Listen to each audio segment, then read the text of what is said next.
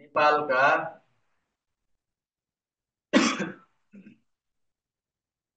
नेपालका विभिन्न स्थानहरूको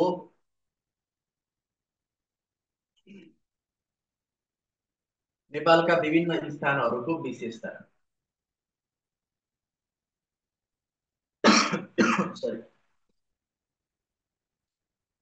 नेपालमा सर्वाधिक गर्मी हुने ठाउँ भनेको सबैभन्दा धेरै नेपालमा सर्वाधिक गर्मी हुने स्थान भनेपछि कुन हो त? नेपालगञ्ज।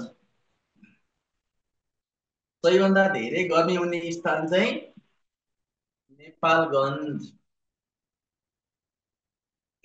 सर्वाधिक गर्मी हुने स्थान नेपालको कहाँ रहेछ? नेपालगञ्ज रहेछ। जाडो हुने चाहिँ मुस्ताङ।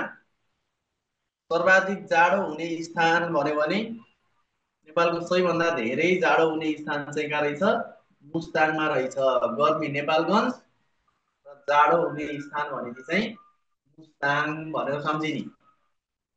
नेपालको सर्वाधिक धेरै पानी पर्ने अर्थात् नेपालको चेरापुञ्जी भनेर चिनिन्छ। पानी पर्ने स्थान अर्थात् नेपालको चेरापुञ्जी। नेपालको चेरापुञ्जी किन भनेको भने चेरापुञ्जी भनेको विश्वको सबभन्दा धेरै पानी पर्ने हो, भारतमा पर्छ चेरापुञ्जी।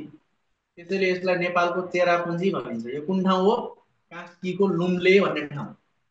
कास्की नदी र पोखरा दिएको छ भने पनि सही मान्ने है। खासमा कास्कीको लुम्ले भन्ने ठाउँ नेपालमा सबैभन्दा धेरै पानी पर्ने ठाउँ हो। दोस्रो बढी पानी पर्ने चाहिँ फेरि सङ्खुवा सभामा हो। धेरै पानी पर्ने कास्कीको लुम्ले, दोस्रो धेरै पानी पर्ने भनेदेखि सङ्खुवा सभा। नेपालमा दोस्रो धेरै पानी पर्ने भने चाहिँ कहाँ रहेछ? सङ्खुवा सभा। सङ्खुवा सभामा दोस्रो बढी पानी पर्छ। सबभन्दा बढी पानी कास्कीको लुम्ले, दोस्रो बढी पानी सक्छ। तर काठमाडौँ उपत्यकामा सबभन्दा धेरै पानी पर्ने भन्यो भने काठमाडौँ उपत्यकामा चाहिँ गोदावरी। उपत्यकामा बढी पानी पर्ने भनेपछि गोदावरी भन्ने। उपत्यकामा सर्वाधिक बढी पानी पर्ने ठाउँ कुन हो भनेपछि गोदावरी।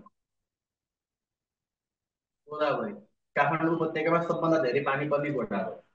सबभन्दा कम पानी पर्ने भने चाहिँ मुस्ताङ। जाडो हुने पनि मुस्ताङ, कम पानी पर्ने पनि मुस्ताङ। मुस्ताङको लोमाथाङ भन्ने ठाउँमा। नेपालको सबभन्दा कम पानी पर्ने भन्यो भने कम पानी पर्ने ठाउँ कुन हो भनेपछि पनि मुस्ताङ हो। मुस्ताङको लोमाङथाङ भन्ने। मुस्ताङको लोमाङथाङमा चाहिँ सबभन्दा कम पानी पर्छ। त्यसैले मरुभूमिको जिल्ला पनि भन्छ नि मुस्ताङलाई। कम पानी पर्ने हुनाले के भनिएको रहेछ? मरुभूमिको जिल्ला भनेको रहेछ। पानी कम भयो, बालु भएर होइन नि, कम पानी परेर है, मरुभूमिको जिल्ला भनेको। विशेषताहरू भयो है।